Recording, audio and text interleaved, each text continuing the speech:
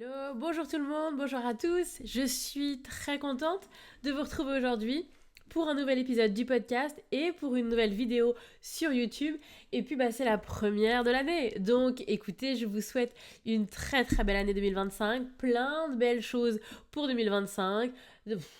Joie, réussite, bonheur, que vous puissiez avoir ce dont vous avez besoin, parce que c'est quand même important, mais également ce dont vous avez envie, parce que c'est aussi quand même plutôt important. Bref, c'est tout ce que je vous souhaite pour 2025. Et puis on est reparti pour une nouvelle année. Moi, je suis très contente. Le podcast, ça fait maintenant bien trop longtemps pour compter, mais ça fait bien quelques années et le podcast est encore là. Donc c'est cool. Et puis YouTube, là, que j'ai commencé à m'y mettre sérieusement, dirons-nous, depuis la fin de l'année, je suis très contente également de redémarrer, je vais y arriver, 2025 avec vous. Et puis on va se lancer, parce que on n'est pas là pour l'introduction. Que je vous explique, aujourd'hui, c'est un épisode un peu spécial parce que c'est un truc un peu qu'on va faire ensemble, un truc un peu interactif sur la thématique du bilan. Parce que c'est un peu ça, j'imagine que vous l'avez un peu en tête, ces périodes de bonnes résolutions, nouveaux départs, etc. Souvent, les débuts d'année, il y a une petite énergie comme ça, où on fait le point, où on se lance un peu des engagements, où on essaye également de faire le lien avec l'année d'avant, ce qu'on a aimé, moins aimé, bref. Il y a un peu toute cette énergie-là dans les débuts d'année et je vous invite à surfer sur cette énergie-là pour votre relation de couple. Ça va être un petit peu l'objectif d'aujourd'hui. Donc vous allez voir, encore une fois, pourquoi est-ce que c'est important? Parce que ça permet à la fois de mettre en lumière les choses qui vont bien et qu'on observe parfois un peu avec légèreté, alors qu'il y a plein de belles choses parfois dans nos relations, mais également de ne pas détourner le regard sur les choses qui vont moins bien, sur les choses qui sont un peu plus compliquées, sur ce qu'on traîne depuis des mois, voire des années, et que non, ce n'est toujours pas mis en place.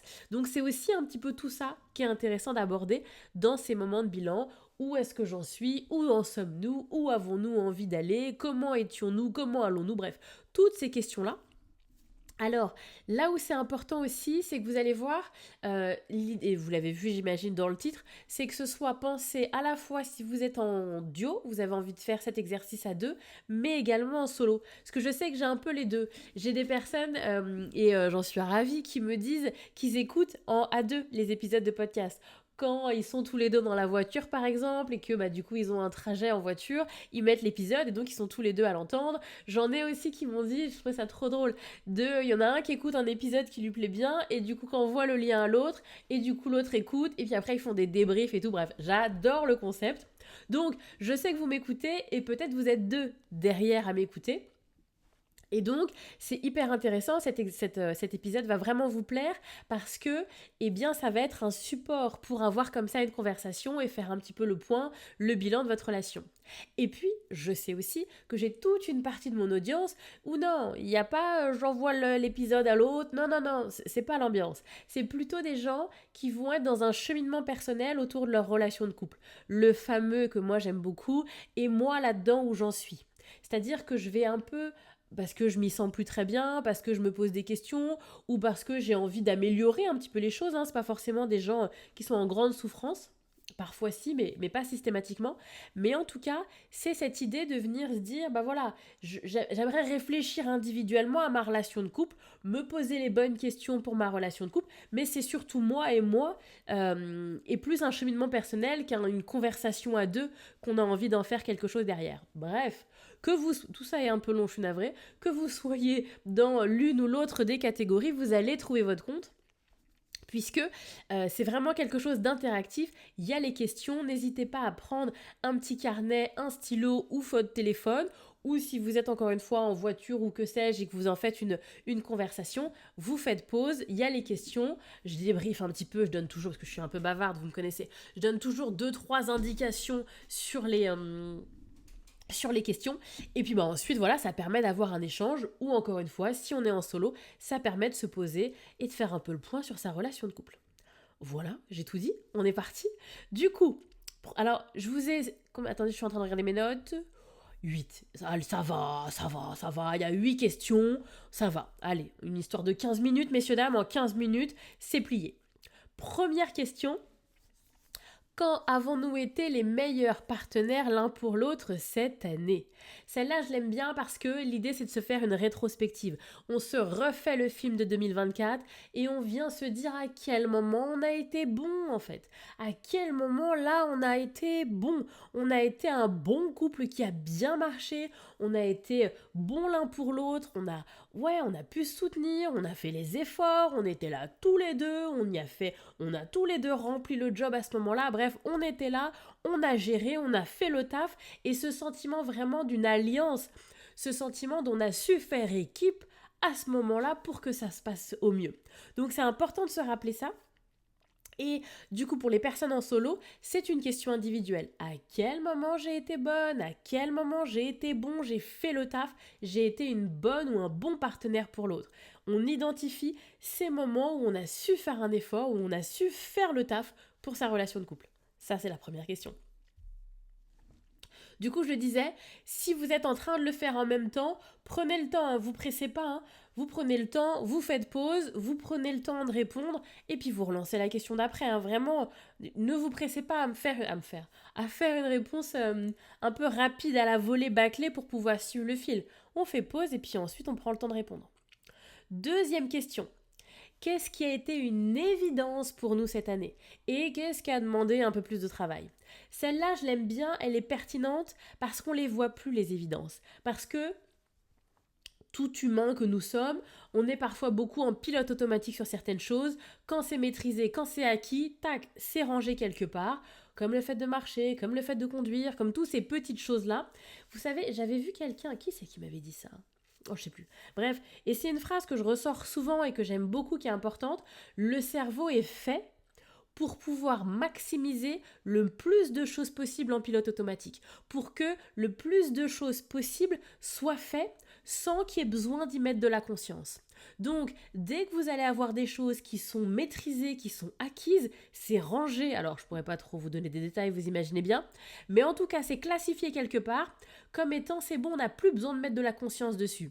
Et c'est pour ça que vous marchez sans conscientiser les pas que vous faites, que vous conduisez sans vous dire alors là c'est la pédale droite, là c'est l'embrayage, vous vous souvenez quand dans les débuts, et je fais mes contrôles et je me retourne, etc. Bref, au bout d'un moment, tout ça est complètement terminé et effectivement votre cerveau range en pilote automatique. On a la même chose dans les relations de couple. Moi je le vois très souvent, vous savez, quand je vois un petit peu des gens dans mes consultations ou avec les personnes que j'accompagne dans les programmes, je les vois une fois, je les vois deux fois, et puis il y a parfois certains sujets qui reviennent pas du tout. Typiquement, des gens qui me parlent jamais de leur intimité, d'autres qui vont jamais me parler de la communication ou des difficultés de communication, ou encore qui me parlent pas éducation des enfants, qui me parlent pas gestion du quotidien, ils me parlent pas ménage. Vous avez des gens comme ça, zéro moment on me parle du ménage ou de l'enfant. Et du coup, à un moment, je pose la question. Et du coup, au niveau de votre intimité, et du coup, au niveau de la communication, bref. Alors, parfois, on m'en parle pas. Excusez-moi. En plus, je vous tousse dessus. Parfois, on m'en parle pas parce que justement, c'est un peu tendu et qu'on a essayé de l'enfouir. Mais parfois, on m'en parle pas parce que c'est pas un sujet. Parce que ça roule. Parce que l'intimité, ça tourne, parce que l'éducation des enfants, ils sont ultra raccords, parce que sur le quotidien, il y a zéro dispute, parce qu'il n'y a pas de sujet en fait. Et donc, toutes ces choses-là, pareil pour la communication, j'ai des personnes, il y a des couples, en fait, c'est acquis.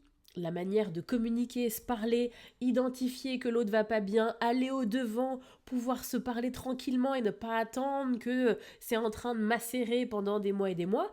Vous avez des personnes et des couples, c'est acquis. On fonctionne comme ça et du coup on ne le conscientise même pas comme étant un atout dans notre relation de couple. Et donc, excusez-moi, je suis encore un petit peu trop longue, il va falloir que je réduise parce que sinon cet épisode va durer des heures, mais l'idée c'est de mettre en avant tout ça, tous ces trucs sur lesquels vous êtes en pilote automatique, tous ces sujets qui sont des évidences que vous maîtrisez extrêmement bien et que du coup, c'est quand même intéressant de les valoriser. Et puis, l'autre partie de la question, c'est ce qui a demandé un peu plus de boulot, ce qui est moins fluide, ce qui est moins maîtrisé. Et là, pareil, qu'on soit à deux ou en solo, c'est la même question. Ce qui est une évidence et ce qui demande du travail. Je m'arrête là, c'était la deuxième question. Troisième question, est-ce qu'il y a eu un moment sur cette année 2024 où j'aurais pu mieux te comprendre, mieux te soutenir? Pareil si on est en solo. Est-ce qu'il y a eu des moments où j'aurais pu être plus attentif, plus à ton écoute, plus présent? Alors, pas à ton écoute, plus à l'écoute, mais oui, parce que c'est des personnes qui vont pas forcément poser la question à quelqu'un, mais j'aurais pu être plus à l'écoute de l'autre. En gros, là où il y a de la marge de manœuvre, là où il y a de la marge de progression, de manière individuelle. Vous savez, c'est l'exemple que je donne souvent là, où on est comme ça, là, avec nos difficultés d'articulation parfois, entre nos différences de fonctionnement, entre nos différences de besoins. Et donc c'est intéressant de se refaire le film en se demandant où est-ce que j'aurais pu mettre un petit peu plus de liant là, où est-ce que j'aurais pu mettre un peu plus d'huile dans les rouages pour que ça s'articule encore un peu plus, encore un peu mieux que ce qu'on a vécu. Ça c'était la troisième. Quatrième question, celle-là je l'aime beaucoup aussi. Qu'est-ce que j'ai découvert de nouveau sur toi et sur nous cette année? Ou si je suis en solo, qu'est-ce que j'ai découvert de nouveau sur moi-même et sur l'autre? Non, les deux se valent. Et sur l'autre aussi, c'est quand même aussi intéressant de se poser la question. Celle-là, elle est hyper intéressante parce que ça vient vous contraindre, parce que votre cerveau ne le fait plus, à mettre et à poser un regard nouveau sur l'autre, un regard de découverte, un regard de nouveauté en fait. Parce que, vous voyez, alors allez un peu plus loin parce que parfois, j'ai des personnes qui un peu en surface. Bon bah non, moi ça fait 15 ans qu'on se connaît. Non, j'ai rien vu en 2024 que je ne connaissais pas. On se connaît par cœur, ça fait 15 ans. Oui, oui, oui, oui, oui. Ça, c'est une réponse un peu en surface parce que c'est intéressant d'habituer votre cerveau à poser un regard parce que on ne connaît pas forcément toujours 100% quelqu'un et puis parfois l'autre personne change aussi, donc c'est intéressant de voir les mises à jour, si on peut dire ça comme ça, des personnes avec qui on est. Parce que c'est important cet œil qui pétille, cet œil qui est surpris, qui voit de la découverte, de la nouveauté chez l'autre et donc dans la relation de couple, c'est hyper important. Et donc en se posant la question, alors on vient habituer notre cerveau et notre œil à venir poser ce type de regard sur l'autre. Qu'est-ce qui m'a surpris? Qu'est-ce qui m'a surprise cette année?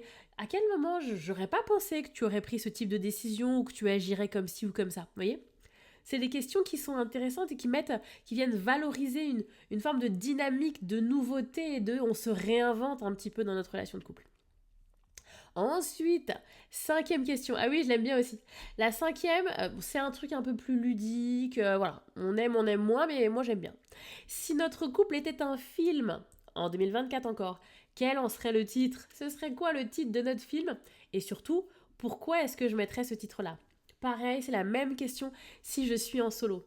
Alors, pour les personnes qui sont un peu moins à vouloir jouer le jeu, etc., on n'est peut-être pas obligé de mettre un titre en particulier si ça vous parle pas.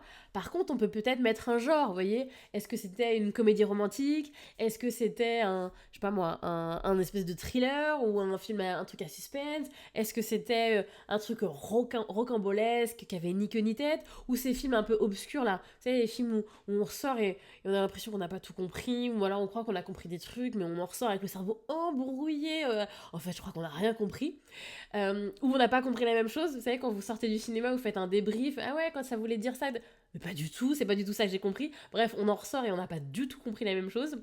Bref, donc il y a plein de genres de films différents. Vous avez aussi les films là, vous savez, genre, je sais pas moi, un peu comme Le Seigneur des Anneaux là. Ces longs films qui durent 3 heures où il se passe des trucs. Il y a des retournement de situation, on arrive, on a vu la guerre, on ressort, on est moins nombreux qu'à l'arrivée, on est moins bon état, enfin bref, on a été un peu cabossé, mais on a vécu un truc extraordinaire. Bref, voyez un petit peu le genre. L'idée, encore une fois, c'est d'essayer d'aller booster un peu votre créativité, d'aller chercher un peu du ludique et encore une fois, poser un autre regard que le regard qu'on a habituellement sur sa relation de couple et sortir du ça va pas, c'était bien, c'était pas bien. Oui, bon, si on devait être un film, ce serait quoi? Ensuite, sixième question. Ah, celle-là, je l'aime beaucoup. Celle-là, je l'aime beaucoup. Elle peut picoter un petit peu, mais elle est chouette quand même. C'était comment d'être en couple avec moi en 2024? Elle est belle celle-là. Elle est belle parce que c'est une forme d'introspection personnelle. Est-ce que c'était un kiff absolu d'être en couple avec moi cette année? Est-ce que j'ai été un bon mari, une bonne femme?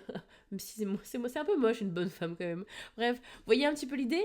Est-ce que j'ai été un bon partenaire en 2024? Est-ce que ouais, j'aurais envie d'être en couple avec moi? Est-ce que je donne envie d'être en couple avec moi? Cette question, elle est hyper importante parce que on a quand même tendance à venir dire, ah ça on peut me le dire, si l'autre c'était un bon partenaire ou c'était une bonne femme, un bon mari, ça on peut me le dire. L'autre il n'a pas été à l'auteur, il n'a pas fait ce qu'il faut, ça il n'y a pas de souci, on peut me le dire. Par contre, comment moi j'étais? Comment c'était d'être en couple avec moi? Est-ce que j'ai su donner envie d'être en couple avec moi? Est-ce qu'on prend son pied quand on est dans une relation de couple avec moi? Et parfois ça fait grincer un peu, mais à mon sens c'est des bonnes questions à se poser. Donc ça c'est la 6e. Ensuite la 7. Ah oui, c'est quoi le moment où on a rigolé ensemble cette année? Et alors rigolé, où on a souri, où il y a eu un fou rire, bref, il y a un moment de complicité assez important, assez intense. Pareil, c'est des questions hyper pertinentes à se poser parce que c'est des souvenirs joyeux. C'est des souvenirs joyeux, des souvenirs légers. Et alors, il y a 2 questions. À quel moment c'était où on a bien ri, où on a eu un moment d'un bon délire ensemble, et pourquoi c'est important? Comment je me suis sentie dans ce moment-là? Pourquoi est-ce que c'est important de cultiver ce type de moment dans ma relation de couple? Et donc c'est intéressant de mettre du contexte. Qu'est-ce que ça a créé? Comment je me suis sentie? Qu'est-ce que ça a permis? Etc. etc. etc. Les moments où on a rigolé. Dernière question. Quelle serait une petite chose qu'on pourrait faire différemment, une petite chose qu'on pourrait changer pour nous rendre la vie juste un peu plus douce? Encore une fois, je ne vous parle pas de grandes transformations, je ne vous parle pas de potions magiques, ou je ne vous parle pas de ça y est, on révolutionne tout. Non, juste qu'est-ce qu'on pourrait essayer de voir pour nous rendre la vie un chouille un tout petit peu plus douce, un tout petit peu plus agréable. Encore une fois, c'est intéressant parce que c'est des petites victoires, c'est des petits changements qui font la différence et qui sont du coup bien plus accessibles. Tout transformer, tout révolutionner, ça semble une montagne, alors on décroche. Par contre, un petit truc qui peut rendre la vie un peu plus douce, ça nous est accessible.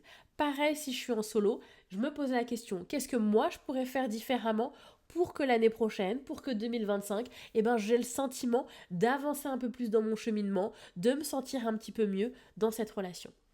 Bref, je m'arrête là.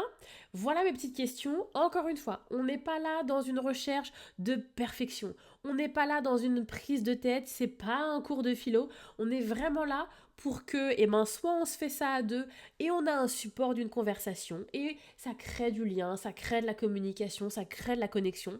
Ou soit je suis solo dans ma réflexion et j'avance dans mon cheminement, j'avance dans ma relation, dans comment je me sens dans cette relation de couple. Dans tous les cas, c'est hyper pertinent. Vous faites un pas dans votre relation pour aller mieux, pour avancer, pour connecter davantage, pour comprendre davantage. Et c'est déjà bien plus que 90% de la population. Donc bravo pour ça. Bravo à tous ceux qui prendront le temps. Bravo également... arrêtons avec les bravos, Lucie. Arrêtons avec les bravos. Dites-moi plutôt si ce type d'épisode vous plaît. Si ça vous intéresse, des trucs comme ça, un peu pratico-pratique avec des questions, et puis si c'est le cas, je en ferai d'autres, c'est pour ça que je vous pose la question. Donc n'hésitez pas à me dire, et puis voilà, moi je m'arrête là, et je vous retrouve donc dès la semaine prochaine pour un nouvel épisode sur le podcast et une nouvelle vidéo sur YouTube. À très bientôt!